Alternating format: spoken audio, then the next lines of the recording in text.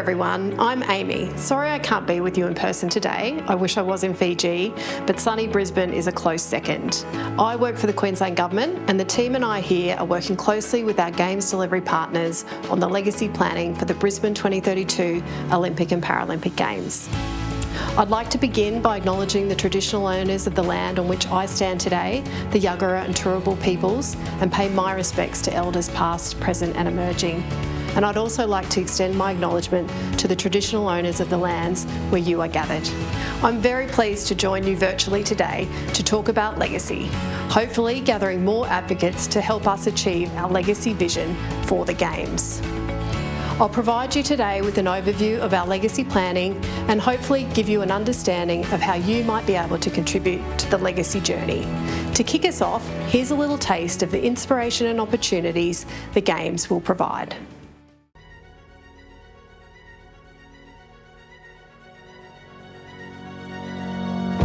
Every beautiful Queensland sunrise brings us one day closer to a defining moment for our state. 2032.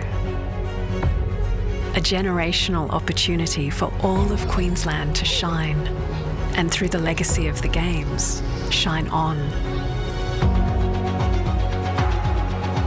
Brighter. Bolder. Triumphant on the world stage.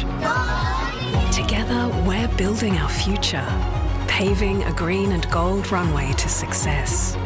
We're getting ready to greet the world with our iconic spirit, warmth and optimism, promoting an inclusive society and celebrating a cultural heritage like no other, inspiring the dreams of today and the champions of tomorrow, and creating new opportunities for business, social and economic growth that will benefit all of us.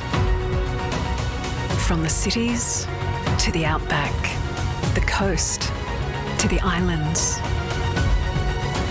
All Queensland, all in. For 2032 and beyond.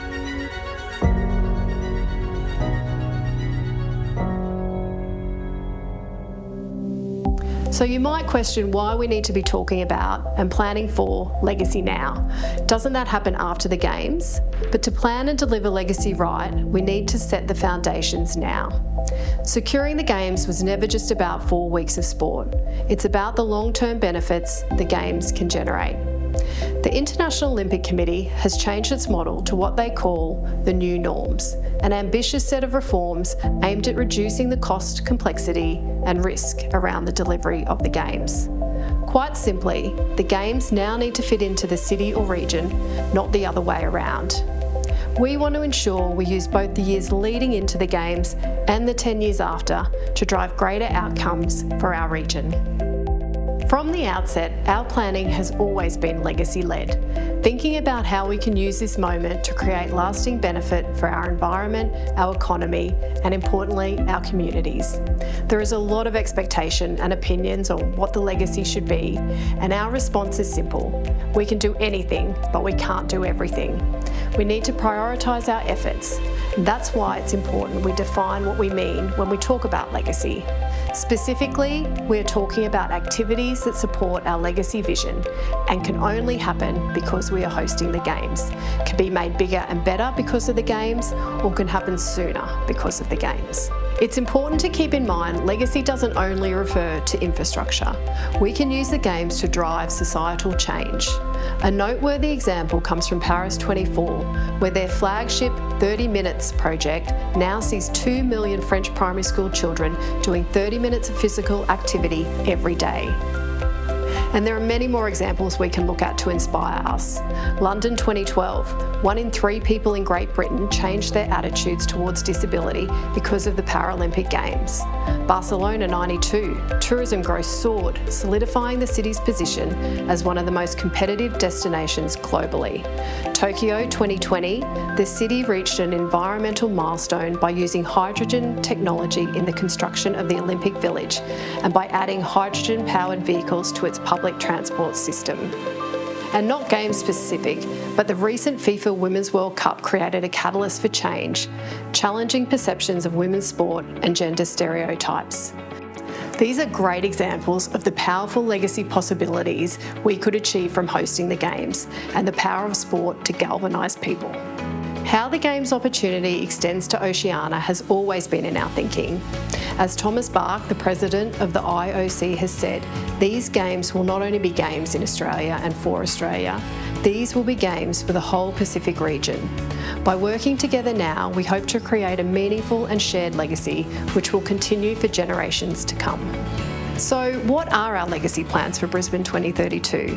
Last November, we released Elevate 2042, the Brisbane 2032 Legacy Strategy, which sets out a strategic vision for the outcomes we want to achieve. This was a result of over 12 months' work and thousands of voices from all walks of life. The mission and vision are our driving force. The mission is simple and reflects the power of sport as a driver of change, to make our region better, sooner, together through sport.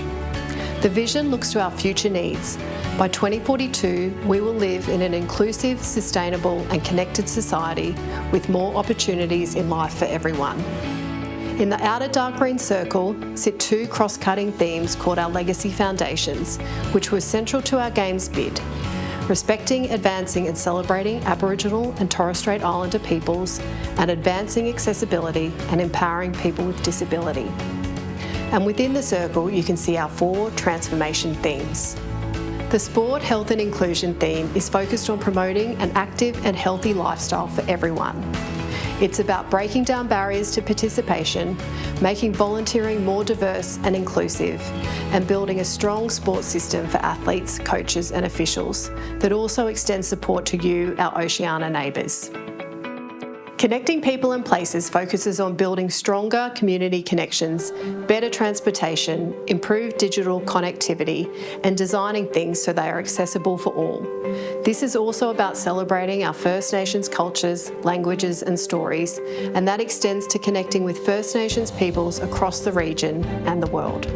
A Better Future for Our Environment theme aims to use the Games and our contractual obligations to deliver an event which drives sustainable growth more broadly, uses our resources more wisely, and protects nature and biodiversity. And finally, Economy of the Future is about elevating our region onto the world stage by growing businesses and tourism. It will also focus on fostering arts, culture and creativity so that we can share our diverse and unique stories, storytellers and cultures with the world. So, we've set the vision and the strategic framework for what we want to achieve from hosting the Games. But this is a shared vision and will take a collective effort to achieve. Remember, this is just the first step in our legacy journey. We are beginning the implementation planning for our strategy now, and we will need the energy, participation and commitment of our diverse communities, vibrant sporting organisations and businesses, including you, our geographic neighbours, to help bring this strategy to life. I understand you will now have some time to discuss your ideas for driving legacy outcomes. Some questions to ask yourself might be, what would meaningful legacy look like for you?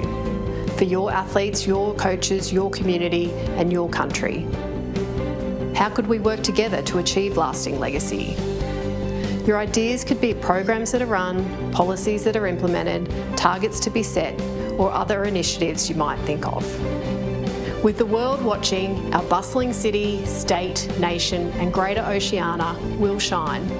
Together, we can use this unique opportunity, the power of the Games, to unite us toward a common purpose. I encourage you all to look at the legacy strategy in more detail, and I look forward to working with you to make our region better, sooner, together through sport.